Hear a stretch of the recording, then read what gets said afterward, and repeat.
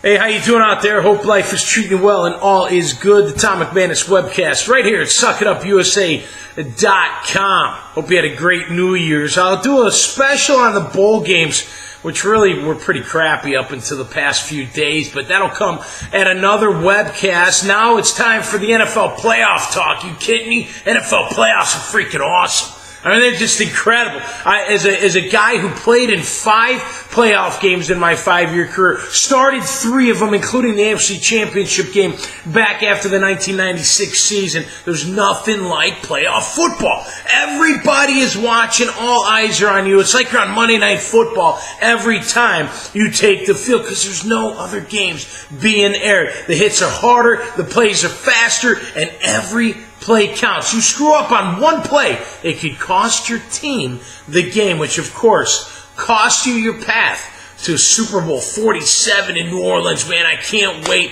Going to be freaking incredible. Going to get into that in just a moment. Black Monday, they called it. A lot of GMs, a lot of coaches fired. Look, I don't like anybody getting fired. And whether it's Gene Smith or it's other guys out there, I don't, because you lose your job, and I feel bad for you. But this is a production business.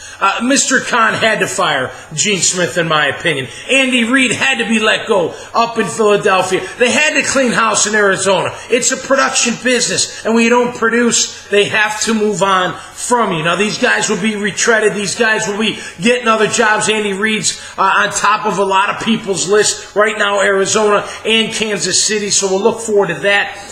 You saw the house cleaning out in San Diego. Come on, you knew that was coming. A.J. Smith and North Turner just not getting it done. You've got to get to the playoffs. You've got to win. You've got to produce great players, and you got to get at least close to that Super Bowl championship. So unfortunately, all those guys, all those men lose their jobs, but at the same time, if you don't get it done, out the door you go. Every coach knows that. Every player knows that. And every manager knows that as well. Now, I've been asked a lot, do you keep Mike Mularkey as your head coach here in Jacksonville? I'm just going to say this. If I'm Mr. Khan, which I'm not, I got a ton of respect for that man, I bring in a new GM, which he's already been interviewing a couple guys. He was over in San Francisco for a while and also being rumored to be looking at Atlanta. And it's great. You know, you grab someone from within those organizations that have been successful, that have built teams through the draft, through free agency, through trades. And you look at guys from inside those organizations. May not be the top guy, but you find one of their underlings. And I tell you what, they know the path. They know the map to success. So you give them a shot. I'm all for it. Now, Mike Mularkey. I like Coach Mularkey. I like the staff. But at the same time, you're 2-14. So here's my thing. I'm always fair. I think everybody should be fair out there. That's tough love.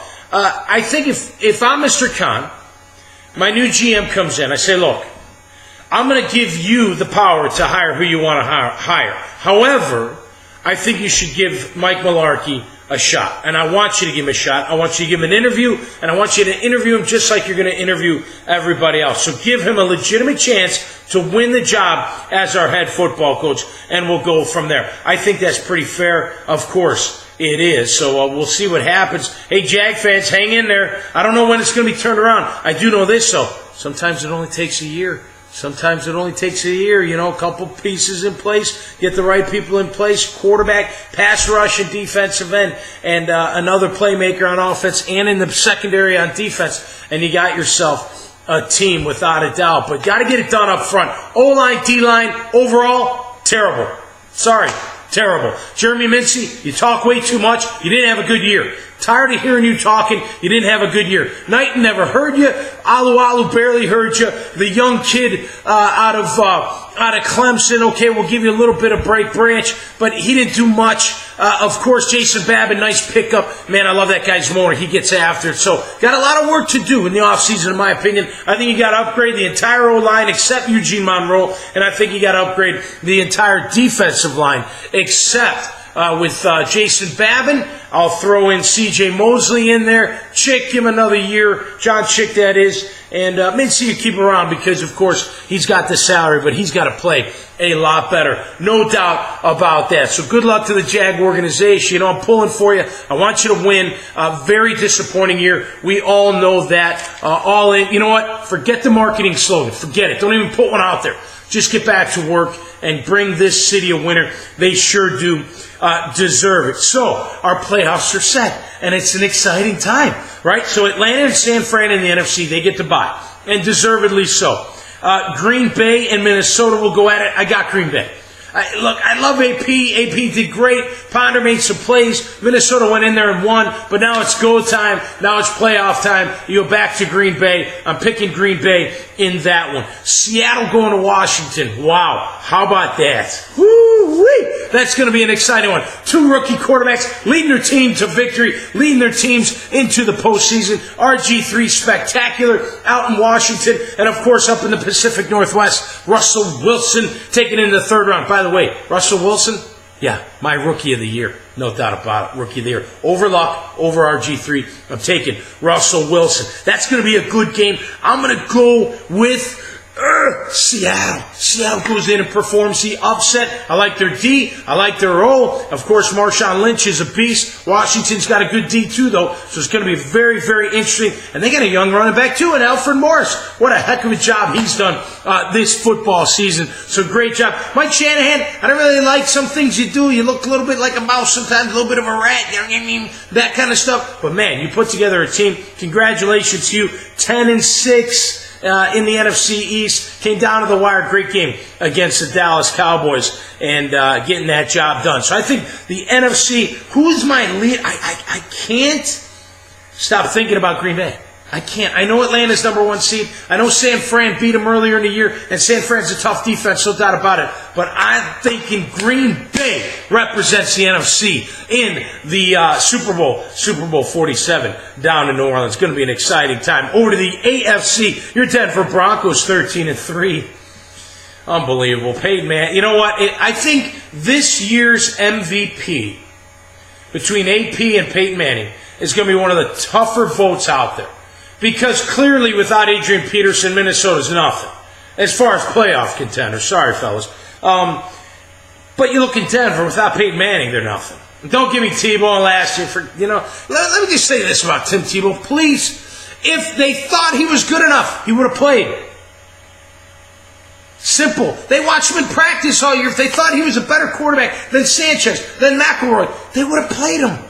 Nothing happens without a reason. They don't not like him. They don't like this. It's none of that. If he showed in practice, wow, this kid can really whip the ball around. Wow, this kid really can make some throws. We need to get him in there. I still think they used him wrong, but let's be honest here. Nothing happens without reason in the NFL. I always say that. Tim Tebow, just not good enough to start for the New York Jets. Where are you going to bring him? I don't know. Maybe here. I don't have a problem with that if you bring him here in Jacksonville. But Denver, man, with Peyton Manning, they are extremely strong. Jack Del Rio got that defense rocking. Great pickup by John Fox. I love John Fox, the head coach. But, man, grabbing Jack Del Rio and having him as your D coordinator, plenty of talent, both sides of the ball there. That should be exciting. Of course, New England, once again, 12-4. They are the 2nd seed. Both those teams have the bye. Houston and Baltimore, Indy and Cincinnati are your 3, 4, 5, and 6. So Indy goes to Baltimore. Cincinnati goes to Houston in a rematch. I'm taking Cincinnati on the road. Houston, I know you finished 12-4, but man, you didn't finish strong. Shabs, you're kind of shaky on D as of late. I don't really believe in you anymore. I'm sorry to say that. What I do believe in is a young defensive line that gets after it, and that's the Cincinnati Bengals. The Cincinnati Bengals are playing with a lot of confidence. You got some studs on offense, of course, with A.J. Green and Andy Dalton. Good old line. You've got a ridiculous amount of talent on the defensive side. I've got Cincinnati going into Houston and winning that one and moving on to the divisional playoff round. And then, of course, Baltimore and Indy. How about an upset? You want one? I got it for you. Indianapolis Colts are going to go into Baltimore and beat them. I tell you what, Baltimore, you're kind of like Houston. Yeah, you were really strong early, but then you kind of faded. Flacco up, Flacco down. You know, you lose Suggs, you lose Lewis. Maybe they'll play this week. Maybe they won't. But I'm taking Indianapolis. I love the way they're playing, and not just on offense with Andrew Luck and Reggie Wayne. I love this defense. I love the way they bring it. I'm thinking they're going to pull off the upset. So I tell you what, in that AFC, I still think New England, although watch out for Denver. And who wouldn't want to see Denver and New England in the AFC Championship game. It's exciting times, man. And then Super Bowl 47 in New Orleans. I just got booked to make appearances down there starting on Wednesday. I'm going to be in the Wounded Warrior Amputee NFL flag football game. Brett Favre's going to be in it. I'm going to be playing in it. I can't wait for that. Going to do a book signing at the World War II Museum. We'll always be pals. My book, of course. We're going to talk about War and Football, the script that was produced, an adaptation of the book, a great script talking about my father and all he did in World War II. I'll be taking a couple veterans around Radio Row and getting interviewed by all types of outlets and promoting these veterans. I tell you what, you talk about sucking it up. You listen to their stories. That's all they did. No matter what the case may be, whether it's during the war, before the war, or after the war, that's what they did. And I love that generation. We've got to bring that old school back, bring that tough love back into everything that we do. As parents, as people, as business people, as sports people, whatever. Get some tough love instilled, suck it up and be great. I love it, no doubt about it. Playoffs, man, they're freaking awesome. They're awesome. I got a game ball back in 1997 when we beat the Denver Broncos. They were 13-3. They got the bye. They were the number 1 seed. We went up to Buffalo in the wild card and beat them. And then we went to Denver and beat them. And I was defensive player of the game. One of them that Tom Coughlin named. I had a great game against Elway. Tell you what, I blocked the pass, middle finger, point went right into it. Man, bruised it. It was swollen for 6 months, but I'll tell you what, I'll never forget that day. I'll never forget that year. It was a year after my father died, and what a great time it was. Hug the ones you love. Tell them you love them. Playoff football is here. I'll do college bowls a little bit later on. We'll get into that. Of course, the national championship game not too far ahead of us in the schedule. Have a great weekend, everybody. Great rest of the week. Happy New Year 2013. And here's to NFL playoff football. Until next time, hug the ones you love and tell them you love them, because you never know what tomorrow's going to bring. This is the McManus Webcast right here, exclusive and live at the Suck It Up Internet Network at suckitupusa.com. Have a good one.